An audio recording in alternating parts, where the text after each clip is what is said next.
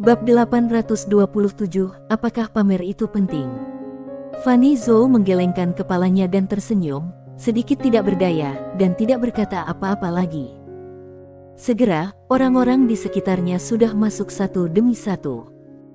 Fanny Zhou melirik cincin penyimpanan di tangannya dan sedikit mengangkat sudut mulutnya. Aku tidak pernah berpikir aku akan menghasilkan banyak uang. Aku benar-benar jenius. Hehe. Dia kini sudah memanen hampir 400 garis keturunan leluhur. Baginya, 400 garis keturunan leluhur adalah jumlah uang yang sangat besar. Fanny Zhou hanya bisa menghela nafas, lebih mudah bagi orang kaya untuk menghasilkan uang. Saat dia mengatakan itu, dia melihat ke arah Tetua Zhuo. Tetua Zhuo, aku akan membawa Tetua Yu masuk.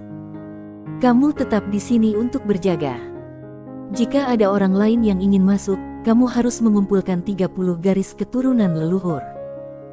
Jika lawannya sangat kuat, jangan kumpulkan, biarkan pihak lain masuk, jangan berkonflik dengan pihak lain, mengerti? Meskipun Tetua Zhuo sedikit enggan, dia tetap tidak berani melawan Fanny Zhou. Saat ini, dia hanya bisa mengangguk, mengerti? Fanny Zhou menatap Tetua Zhuo, apakah kamu benar-benar mengerti? Tetua Zhuo mengangguk lagi, ya. Fanny Zhou tersenyum dan tidak banyak bicara. Meskipun Tetua Zhuo memiliki kepribadian yang buruk, dia masih sangat kuat. Fanny Zhou berbalik dan memasuki gerbang hantu perunggu bersama Tetua Yu. Sebaliknya, Tetua Zhuo masih sedikit tidak senang karena Nona tidak mengajaknya. Apakah dia tipe orang yang tidak peduli dengan situasi secara keseluruhan? Dia masih bisa melihat situasi secara keseluruhan dengan baik, oke. Pada saat ini, ruang dan waktu di kejauhan tiba-tiba terbuka, kemudian bayangan virtual dan bayangan merah tersapu, dan gelombang kejut aura yang tak terlihat menyebar dari lapangan. Di kejauhan, Tetua Zhuo mengerutkan kening, melambaikan lengan bajunya dengan tangan kanannya, dan gelombang kejut aura pun pecah. Dia melihat kedua bayangan virtual di kejauhan, merasa sedikit tidak senang. Kedua bayangan virtual ini adalah Yario dan Yumanto Chang dari aliansi Jalan Jahat. Sejak menerima perintah nenek jahat itu, mereka terus mengejar Sander Ye. Setelah melalui semua kesulitan, mereka akhirnya menemukan keberadaan Sander Ye. Mereka berdua melihat ke arah gerbang hantu perunggu di kejauhan. Mereka hendak memasuki gerbang hantu perunggu, tapi saat ini, Tetua Zhuo langsung memblokir mereka berdua yang ingin melewati gerbang ini. Satu orang harus menyerahkan 30 garis keturunan leluhur. Mendengar ini, Yario sedikit mengernyit, kenapa? Tetua Zhuo tidak senang ketika dia mendengar ini, dia menjadi marah dan berkata, kamu serahkan jika aku meminta kamu serahkan. Kenapa kamu bertanya banyak? Yario. Yumanto Chang tiba-tiba berkata, apa maksud kamu, Yang Mulia? Tetua Zhuo menatap Yumanto Chang dengan dingin. Dia ingin marah, tapi ketika dia memikirkan kata-kata Fanny Zhou, dia menahan amarahnya dan berkata, tiada maksud lain. Siapapun yang melewati gerbang ini bayar 30 garis keturunan leluhur. Yumanto Chang bertanya lagi, kenapa? Wajah Tetua Zhuo tanpa ekspresi, aku tidak ingin menjelaskannya. Yario langsung mengangkat kepalanya dan langsung meninju Tetua Zhuo. Setelah bertahun-tahun, dia tidak pernah dipermalukan seperti ini. Apa-apaan? Yumanto Chang juga menjadi marah dan berubah menjadi sinar merah dan bergegas menuju Tetua Zhuo. Melihat kedua orang itu tiba-tiba bergerak, Tetua Zhuo terkejut pada awalnya, kemudian dia menjadi marah. Sial, mereka benar-benar menyerang. Dia menghunus pedangnya dan menebas, cahaya pedang tiba-tiba meledak di depannya. Bang! Ledakan yang memekakkan telinga tiba-tiba bergema dari langit dan bumi, dan cahaya pedang yang tak terhitung jumlahnya pecah. Tetua Zhuo langsung terguncang ke tanah dan mundur dengan keras. Bagaimanapun, itu adalah 2 lawan 1. Setelah mundur beberapa ribu kaki, Tetua Zhuo berhenti. Dia menatap Yario dan Yumanto Chang di kejauhan, dengan sedikit keterkejutan di matanya, cukup hebat. Yario memandang Tetua Zhuo yang dipukul mundur dengan dingin, dengan ekspresi jijik di wajahnya, apa-apaan ini? Tetua Zhuo mencibir, apa banyak orang hebat? Setelah mengatakan itu, pedang di tangannya tiba-tiba keluar dari sarungnya, dan cahaya pedang menghantam langsung ke arah Yario berdua. 1 lawan 2. Dia tidak takut sama sekali. Bagaimanapun, dia adalah kultivator pedang.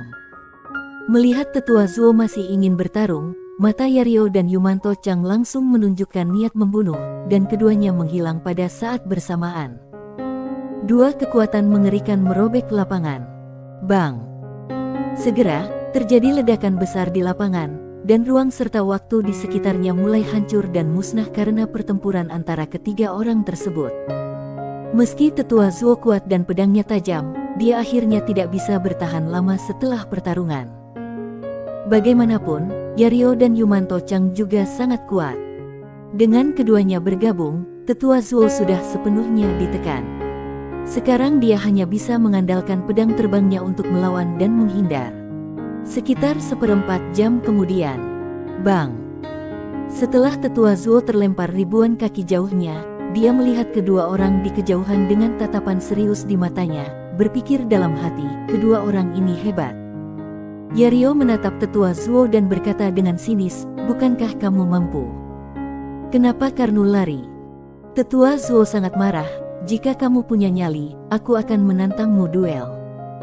Yario berkata dengan lembut, tidak mau, apa yang bisa kamu lakukan padaku? Wajah tetua Zuo dipenuhi dengan rasa jijik, apakah menurutmu hanya kamulah satu-satunya yang memiliki orang? Saat dia berbicara, dia langsung menghancurkan jimat.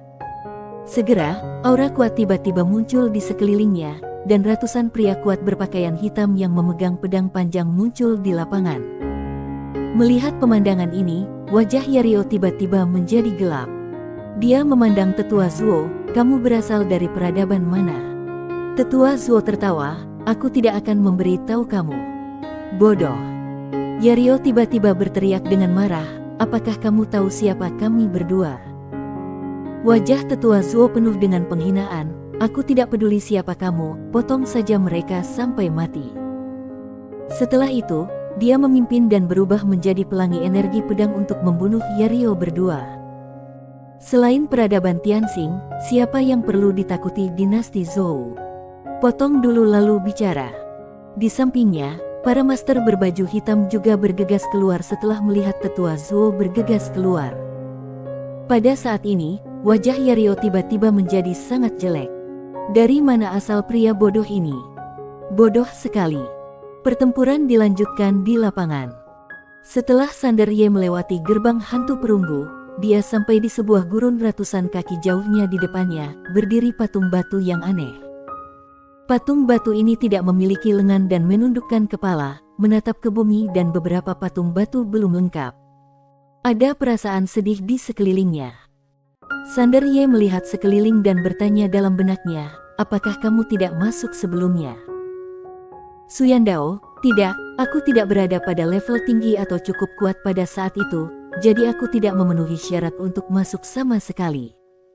Sander Ye mengangguk. Dia melihat sekeliling dan mengangkat pedangnya. Tapi, detik berikutnya, kekuatan misterius langsung menyelimuti dirinya. Ekspresi Sander Ye tiba-tiba berubah drastis, dan dia ingin kembali ke tanah, tapi sudah terlambat. Bang! Dalam sekejap, dia jatuh dari langit, dan akhirnya menghantam tanah dengan keras, menyebabkan seluruh bumi retak. Setelah beberapa saat, Sander Ye merangkak keluar dari lubang yang dalam. Dia duduk di samping, kepalanya terasa pusing. Suyan berkata dengan nada yang serius, ada batasan misterius di sini. Sander Ye menggelengkan kepalanya kuat-kuat. Setelah rasa pusing hilang, dia mengangkat kepalanya dan menatap ke langit dengan ekspresi serius, pembatasan ini sangat kuat. Suyan berkata dengan nada yang serius, Tuan Ye, tempat ini setidaknya merupakan peninggalan alam semesta peradaban tingkat 4, jadi berhati-hatilah. Sander Ye mengangguk, berdiri, lalu melihat patung batu aneh di kejauhan. Patung batu itu sangat tinggi, tingginya ratusan kaki, dengan rasa penindasan yang tak terlihat. Sander Ye berjalan menuju patung batu, dan saat ini, terdengar suara langkah kaki di belakangnya. Sander Ye berbalik dan melihat bahwa orang yang datang tidak lain adalah Fanny Zhou, dan di belakangnya ada seorang lelaki tua berjubah hitam yang memegang pedang. Fanny Zhou tersenyum tipis dan berkata, "Tuan Ye, kita bertemu lagi." Sander Ye tersenyum dan berkata, "Nona Fan juga tertarik dengan patung batu ini." Fanny Zhou mengangguk. Dia melihat patung batu itu dan berkata, "Tuan Ye, lihat lebih dekat." Sander Ye berbalik dan melihat patung-patung batu itu. Setelah diperiksa lebih dekat, dia menemukan bahwa setiap patung batu memiliki tanda misterius sekecil berudu. Sander Ye bingung, apa ini? Fanny Zhou menjelaskan sambil tersenyum, patung batu ini tidak sederhana. Setiap patung batu berisi metode latihan kuno dan kekuatan magis. Saat dia berbicara, dia berjalan ke salah satu patung batu, melihat patung batu itu, dan berkata, "Ini adalah satu bab dari kekuatan magis." Sander Ye sedikit terkejut, apakah Nona Fan mengetahui tulisan peradaban ini? Fanny Zhou menggelengkan kepalanya, "Aku tidak tahu."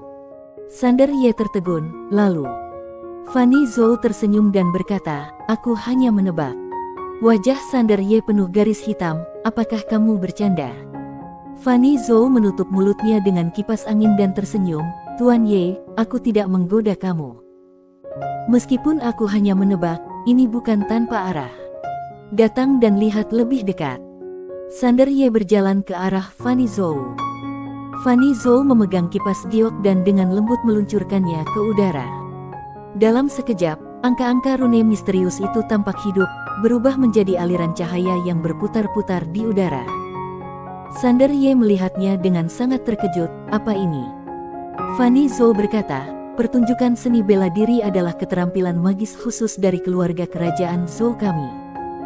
Segala sesuatu di dunia bisa menampilkan seni bela diri." Saat dia berbicara, dia melambaikan kipas gioknya dengan lembut, dan cahaya yang mengalir segera terbang kembali ke patung batu dan kembali tenang. Fanny Zhou memandangi patung batu itu dan berkata dengan lembut, "Ini adalah metode budidaya yang sangat kuno. Meskipun sudah lama sekali, ini masih menjadi tingkat teratas saat ini, bahkan di alam semesta peradaban tingkat keempat." Berbicara tentang ini, dia melirik Sander Ye dan melihat ekspresi Sander Ye tenang dan tidak ada jejak keserakahan di matanya. Sander Ye secara alami tidak tertarik pada apa yang disebut teknik budidaya dan kekuatan supernatural. Teknik yang dia praktikkan sekarang mungkin bukan yang terbaik di alam semesta, tapi itu pasti yang terbaik. Keterampilan pedang dan sejenisnya adalah miliknya yang dia pelajari dari ayahnya mungkin bukan yang terkuat, tapi semua berorientasi pada pertumbuhan, dan juga yang paling cocok untuknya. Sander Ye melirik Fanny Zhou dan melihat bahwa tidak ada keserakahan atau nostalgia di matanya. Bahkan jika benda-benda ini ditempatkan di alam semesta peradaban tingkat keempat, mereka akan tetap menjadi yang terbaik. Dan wanita di depannya bahkan tidak merasa tergerak sedikit pun. Fanny Zhou tiba-tiba tersenyum dan berkata, "Ayo pergi." Setelah mengatakan itu, dia pergi. Sander Ye juga berjalan menuju kejauhan. Tak satu pun dari mereka mengatakan ingin mengambil patung batu tersebut, juga tidak mengatakan ingin mencetaknya. Suyan tiba-tiba tidak bisa menahan diri untuk tidak berkata, "Tuan Ye, keterampilan dan kekuatan magis pada patung batu itu adalah yang terbaik, kamu bisa membawanya pergi." Sander Ye menggelengkan kepalanya dengan tegas dan berkata dalam hatinya, "Tidak, aku tidak boleh kalah gengsi." Dia tidak menginginkannya, begitu pula aku. Suyan Ren langsung mati rasa. Apakah pamer itu penting? Bersambung.